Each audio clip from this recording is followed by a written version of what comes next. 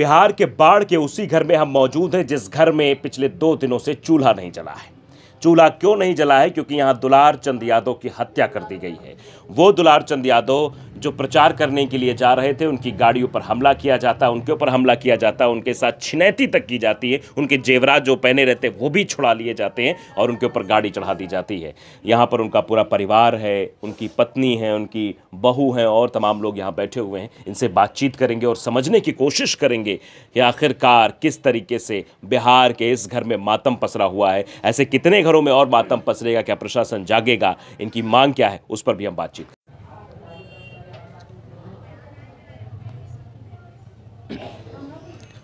बिहार की सियासत खूनी संघर्ष में तब्दील हुई, उसके बाद का माहौल बिहार का कैसा है? दुलार चंद यादव की हत्या ये बताती है कि किस तरीके से राजनीति में अपना वर्चस्व कायम करने के लिए एक दूसरे को गोलियों से भून दिया जाता है। इस वक्त हम जहां बैठे हुए हैं वो दुलार चंद यादव जी का घर है जो बाढ़ में है और उनकी पत्नी हमारे साथ हैं। उनसे हम बातचीत करेंगे क्योंकि ये बहुत ही दुखद क्षण होता है, लेकिन ये ज़रूरी है कि आप तक वो चीज़ें पहुंचनी चाहिए।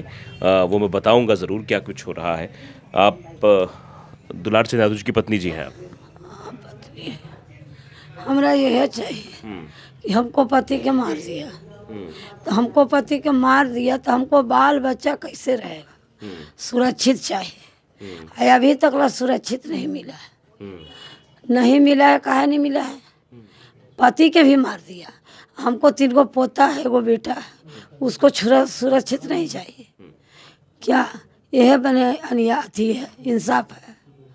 हमको पति के मार भी दिया, हमको सुरक्षित नहीं दिया, वो घूर भी रहा है। अभी भी डर लगता है? अभी भी डर है? हाँ, डर तो बहुत है, बहुत है हमको डर कि हमको पोता का मारेगा, बेटा का मारेगा। अगर नहीं सुरक्षित देगा तो हम मुख्यमंत्री भी जाके हम जान दे देंगे, बाले बच्चे मर जाएगा। मुझे हम रहेंगे नहीं, हम दुनिया में मिटा जाएंगे, लेकिन हम रहेंगे नहीं। हम जाकर मुख्यमंत्री के द्वार पर मरेंगे। हम अपना घर पर नहीं मरेंगे, हम उनको द्वार पर मरेंगे। हम मर जाएंगे, मिट जाएंगे बाले बच्चे। अरे तो हमको सुरक्षित चाहिए और उसको फांसी चाहिए। उसको फांसी दे दी जाए। हाँ, जिसने फांसी किया दे दो। हमको चौराहा पर मारा है, हमको पति के मारबो किया है। जितना जेवर जथिया है जो सब छीन लिया है। जेवर सुबह सुबह यहीं से गए थे वो? हाँ हाँ, हमरे भी से किए, हम विदा किए हैं। आप विदा हम किए? गोड़ लिए हैं पति जी के। हम गोड़ लगे हैं पति जी के, हम विदा किए हैं। हमरे भी से गया। सोना के सिकरी 2 गो पहन लेता, सोना का बासलेट पहन लेता, सोना के अंगूठी पहन लेता, सब उसको मार के छीन भी लिया है। हाँ, छीन लिया है। आखिरी बार तभी आप मिले थे? हाँ, आखिरी बार तो वही दिन मिले। उसके बाद तो पति जी हमको हरा गए, पति जी हमको गायब हो गया। हमको तेजस्वी हमको द्वारी पर अभी तक नहीं आया है। उसको बहुत जपा है नेता। तो कहते हैं मैं यादवों का नेता हूँ, तेजस्वी कहाँ यादव। नेता है? हमको नेता है तो हमको काहे ने हमको द्वारी पर आया? तेजस्वी काहे ने द्वारी पर हमको आया? तो क्या तेजस्वी भी आनंद से डरते हैं क्या आप? हाँ, तो डरता है कि क्या है जो, तो वो सब लोग जानता है, हम क्या जाने। लेकिन हमको पति के मार भी दिया, हमको सुरक्षित भी दे रहा। हम कैसे जब बसेंगे और कैसे रहेंगे? हम कैसे रहेंगे? और उस अगर घूर रहा है नाम दे केस होल काहे घूर रहा है? वो तो सरकार है तब। अच्छा, शव यात्रा के दरमियान भी एक वीडियो आया था, कहा जा रहा था उसमें भी गोलीबारी करने लगे आनंद सिंह के लोग। हाँ, गोलीबारी के कितना हमको पति साथे आदमी आया तो दुनिया देख रहा है कि कितना के भलाई किया। तो भर तार तर से अब भर बाढ़ तक आया है आदमी, एकदम पैदले हमको पति जोरे आया। हमको पति जोरे पैदले आया है, तार तर से ही यहाँ तक आदमी कि कितना हमको लोग है कि पैदले हमको पति आ गया, पैदले।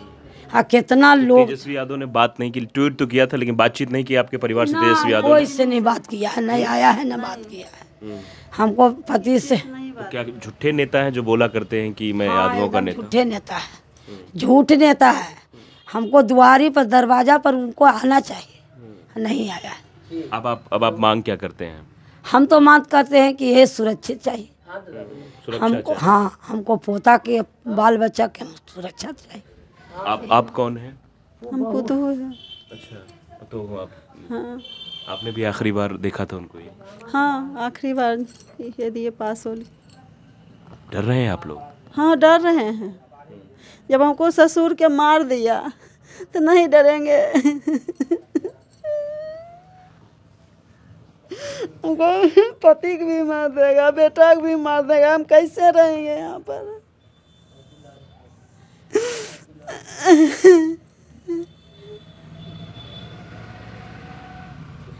अभी कह रहे हैं तेजस्वी जी, अभी तक घर पर नहीं आए हैं, खाली कह रहे हैं कि आ रहे हैं आ रहे हैं, कहाँ आए हैं?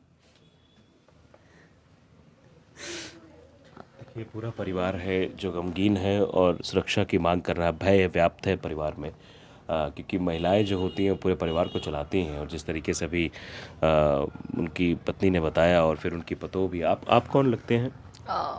अति उनकर दोस्तारे हैं सर, इनकर सब प्रेमी ही हैं। हाँ, हम सब प्रेमी आदमी हैं। आप कौन हैं? हम भतीजी हुनकर हैं। कितना प्यार करते थे आपको? बहुत ज़्यादा। मांझिल चाचा हमारे हल्किन हम बड़ के बेटे हैं, यहाँ से मार भी दिलकन हमारे के। अभी तक सुरक्षित नहीं कुछ मिलन हमारे भाई भतीजा के। अभी भी धीरा रहलन। अतार सर से जब मंजिल चलन तो मेकरा अते पंडा रखते तो ओकर आदमी कुल गोली बारूद ढेला ढुकुर सब कर दिलकन। वही गाड़ी में हम भी हलियन, ओकर शीशा तीसा सब फोड़ दिलकन। और मने औरतों के इज्जत नहीं रखलकन कि हाँ औरत वानी सब जा रहे हैं, ये भी इज्जत नहीं रखलकन। मतलब औरतों के साथ भी बदतमीजियाँ की गई? जी, गाड़ी में हम हलियन, वो गाड़ी के शीशा फोड़ दिलकन, गोड़ पड़ते रहलियन। तो भी मार डंटा के गाड़ी के शीशा फोड़ दिलकन। जब शव यात्रा निकल रही थी तब की बात है? हाँ, वहाँ से आ रहा मंजिल हमारे चचा के आ रहा तो कुल जबरी आ रहा। सब बहन हलियन, भौजाई हलन, सब आ रहा। तब हमरा के साथ में वैसन का कर दिलकन। मतलब महिलाओं तक को नहीं छोड़ा गया? महिलाओं तक के नहीं छोड़ा। खुद हम अपने साथ हैं, अभी भी गाड़ी के शीशा फुटल है, दिखाएंगे। कुछ भी सुरक्षित नहीं है। कैसे हमरा भाई भतीजा हमरा दिया जाए, उनका फांसी दिया जाए। जो हमको ससुर के मारा है उसको सबसे हम विनती करते हैं कि हमको ससुर के जो मारा है उसको फांसी दिया जाए। ये आप देख सकते हैं, ये परिवार है दुलार चंद यादव का और उनकी पत्नी उनकी। किस तरीके की चीज़ें यहाँ पर हो रही हैं। बिहार में हम मौजूद हैं और बिहार का ये चुनाव अब कितने लोगों की अभी ज़िंदगी ले लेगा, ये अपने आप में बड़ा सवाल बन गया है। अगर प्रशासन ऐसे हाथ पे हाथ धरे बैठे रहेगा तो तमाम सवाल खड़े हो जाएंगे। जो है मांग की जा रही परिवार की तरफ से कम सुरक्षा मुहैया कराया जाए ताकि दूसरी ऐसी कोई घटना ना हो। क्योंकि शव यात्रा के दरमियान जब AK-47 चल सकती है, जब वहाँ पर जो है बवाल किया जा सकता है, महिलाओं के साथ बदतमीजियाँ की जा सकती हैं, तो आगे सोच सकते हैं कि चुनाव तक, वोटिंग तक क्या कुछ माहौल यहाँ पर हो जाएगा या फिर उसके बाद क्या होगा, जीत हार के बाद क्या चीज़ होगी। लेकिन ये सवाल बहुत अहम है कि अगर प्रशासन ऐसा सुस्त रवैया अपनाएगा तो फिर चुनाव आयोग पर भी सवाल खड़े होंगे, बिहार के प्रशासन पर भी सवाल खड़े होंगे, फिर सुशासन कुशासन में कैसे तब्दील हो जाएगा ये भी सवाल खड़े होंगे। तमाम तरीके के सवाल खड़े हो जाएंगे। बिहार का जो चुनाव जो शांतिपूर्ण तरीके से होना चाहिए वो अब खूनी संघर्ष में तब्दील हो गया है। इसका जिम्मेदार कौन है, ये भी अपने आप में बड़ा सवाल अब बना हुआ है। इस परिवार को क्या इंसाफ मिलेगा? क्या वाकई में जिन लोगों ने इनको ऐसे बना दिया है कि आज ये बेसुध होकर बैठे हुए हैं, ना खाना खा रहे हैं, ना घर में चूल्हा जल रहा है, ये तमाम तरीके के सवाल अब खड़े हो रहे हैं। इस पर भी प्रशासन को सोचना चाहिए, इनको सुरक्षा मुहैया कराई जाए और ऐसे लोगों पर कार्रवाई की जाए जो दहशत की राजनीति कर रहे हैं।